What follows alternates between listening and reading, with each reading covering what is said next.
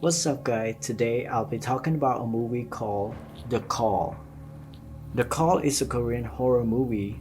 It started when a girl named Soyeon left her phone on a train and then she go home to find another phone to call for that phone. And the phone that she found was an old phone from ages ago. And then she started receiving weird phone call from Young-suk. Young-suk was a girl from the past. They both start conversing, realize that they've been talking across different timeline. The girl in the present start to have ideas of wanting to change the past so that it affect her present as well.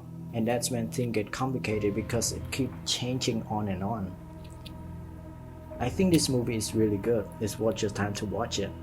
I personally can predict 60% of the movie, but the rest of the 40, it's very unpredictable. It contains violence and blood and stuff, but it doesn't have like explicit content like a fresh cut wound, and there's no jump scare at all. Audience who like horror movie but they don't like to see those disturbing content, then this movie is the right one for you. And if you haven't watched it yet, please do, because spoiler ahead.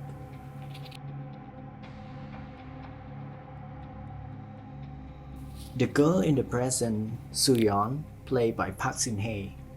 She is a well-known actress who is mostly portrayed in a character of being sad or calm.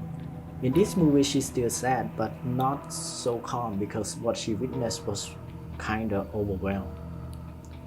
There's a scene when she losing her father, like literally losing her father because her father is fading away. She was screaming, she was crying, and then like she was angry, and I felt that she did a really good job. Like she lost her father once before and now she's losing him again, but there is nothing that she can do about it. On the other hand, the girl from the past, Young-suk, who played by Chu Jung-soo, she is sick. In that movie, she is a mentally unstable person who has a stepmother who is a shaman, like kind of superstition and stuff. That's messed up her head. There's a scene when she tried to eat everything on the table to mock her mother. And then she tried to push everything into her mouth, including her hair that fall on her face. That is insane, like it's creepily good. In this movie, the director did a really good job in changing the timeline, because mostly in time travel movie and movie that has different timeline, it often leaves the audience feel confused.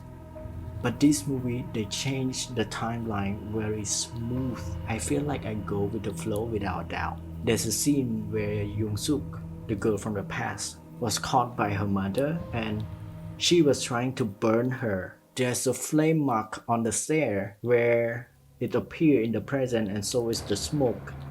And that is like a very good ghosting moment. The past is kind of haunting the girl in the present.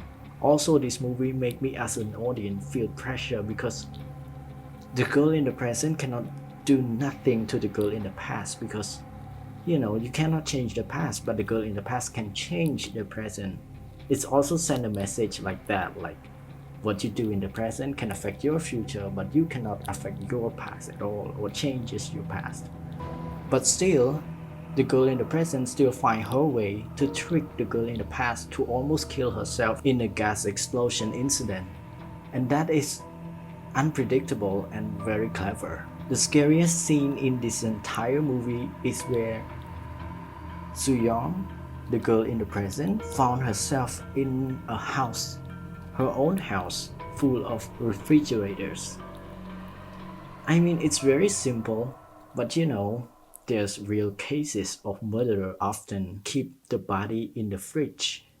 And there is like 60-ish fridge, and imagine how many have she killed. I mean, that is insane. There's no jump scare, no disturbing image, but that alone made me feel scared. However, I did have some question to this movie though. Like, how does that phone has the ability to be time travel? They didn't explain that it's just a phone from the past and then you can call to the past.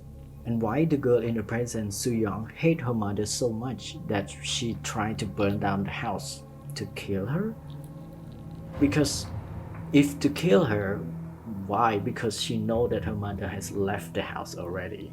And they didn't explain how did the father die, because she didn't burn down the house to the ground. But it's just a small detail, I don't mind. Overall, this movie is a really good one. And that's it for my opinion. If you like this video, please subscribe.